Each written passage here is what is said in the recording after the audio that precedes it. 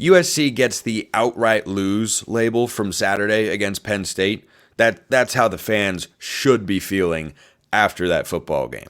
Get to Penn State in the second half of this particular segment because I have many thoughts on the Nittany Lions and Drew Aller. Boy, he came through when he needed to.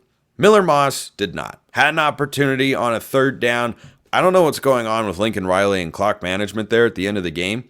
Feels bizarre, to say the least. That's me being kind, I imagine, in the eyes of USC fans and many other people as well. If you didn't see it, USC had the ball over 2 minutes to go, went down the field and just kind of let the clock run out. It looked like they were trying to settle for a long field goal try to win the game.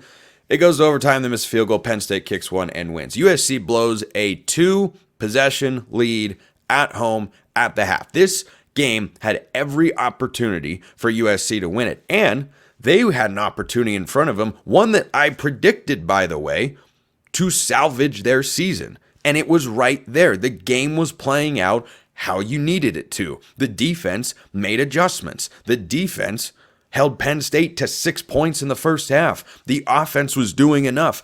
Everything was there.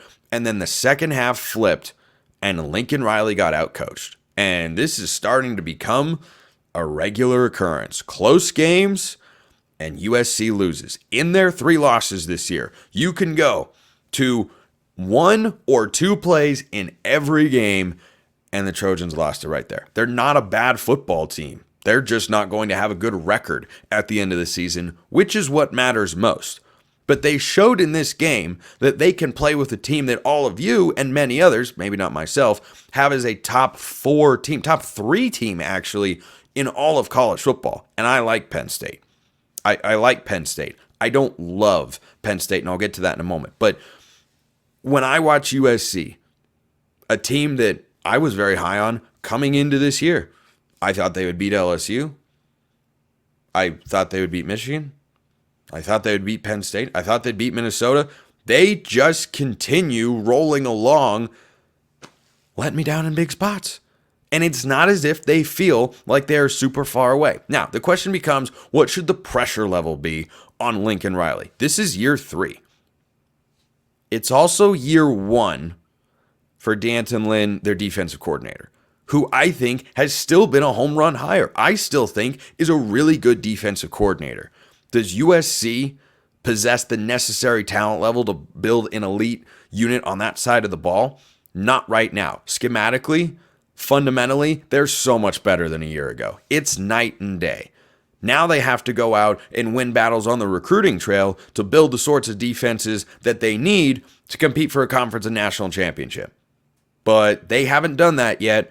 It is a work in progress. So for Lincoln Riley's offense, it has to play at the level that it has in the last several years, and that I know it's capable of, that Trojan fans know it's capable of. I don't love their offensive line. I thought it was much better in this game. I mean, they had a bunch of explosive plays through Marks at the running back position. I thought he was great. They had explosive run plays. They worked in the screen game. USC's offense was humming right until it wasn't. But so the issue with USC's defense having a second half lapse is that it's requiring a lot of the offense. And the offense shows glimpses, but doesn't have that consistent level. Because remember, this is the first year for Miller Moss starting in the system for the Trojans. Most quarterbacks tend to be better in year 2. That last time, the last time Caleb Williams won the Heisman Trophy, well, I guess it was the only time when he won the Heisman Trophy.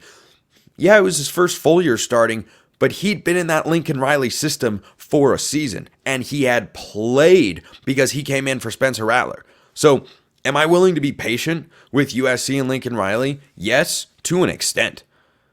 Like, these sorts of games, you can't keep losing them over and over and over again and expect Trojan fans to be patient forever. Now, year 1 of a defensive coordinator with a new starting quarterback, didn't expect him to be a conference title contender this season. They should be a lot better than 3-3.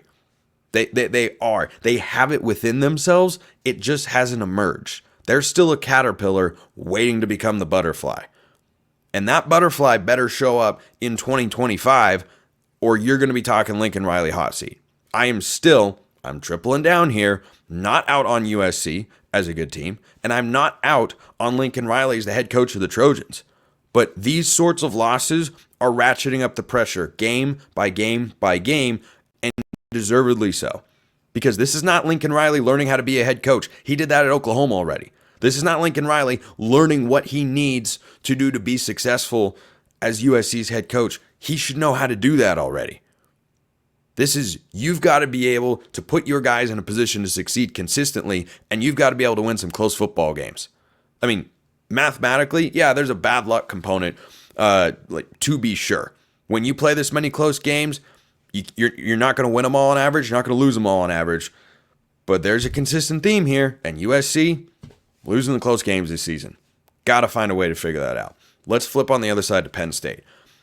I'm not in love with the Nittany Lions. I would not rank them if you were to ask me to go 1 through 25. Who are the best teams in college football? Penn State is inside my top 10. They're not inside my top 5. So the first half of that game against the Trojans, you can chalk that up to being lethargic if you would like, because it's a long trip.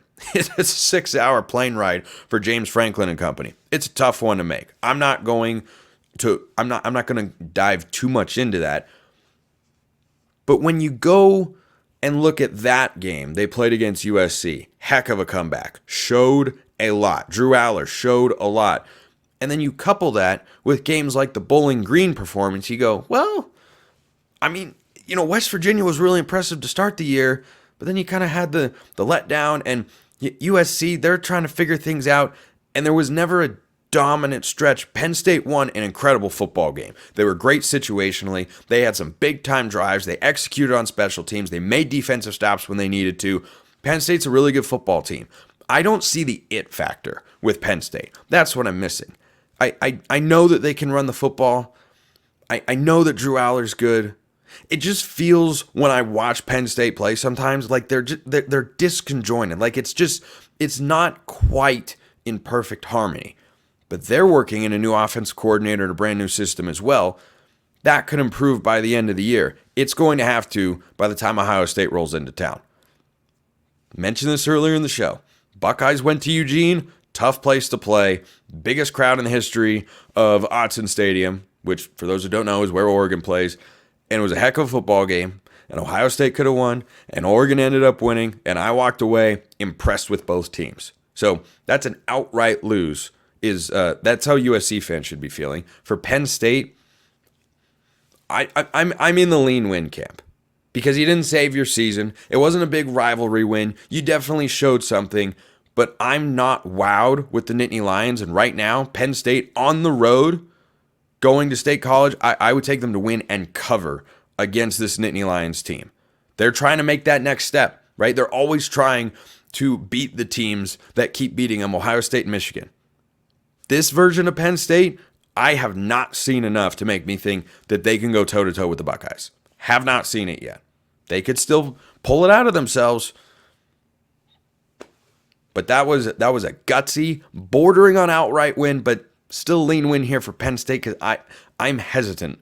I'm hesitant on the Nittany Lions. And like I said earlier, lean win for Ohio State, because I think the Buckeyes prove they're a really good football team. And they just about won a game in a hostile environment. One play here, one play there, coin flip game. You play Ohio State and Oregon 10 times, they're probably going to split 5-5. That one just happened to go Oregon's way. So Penn State, I think, has to elevate if they want to take the next step that we talk about with James Franklin teams, frankly, every season.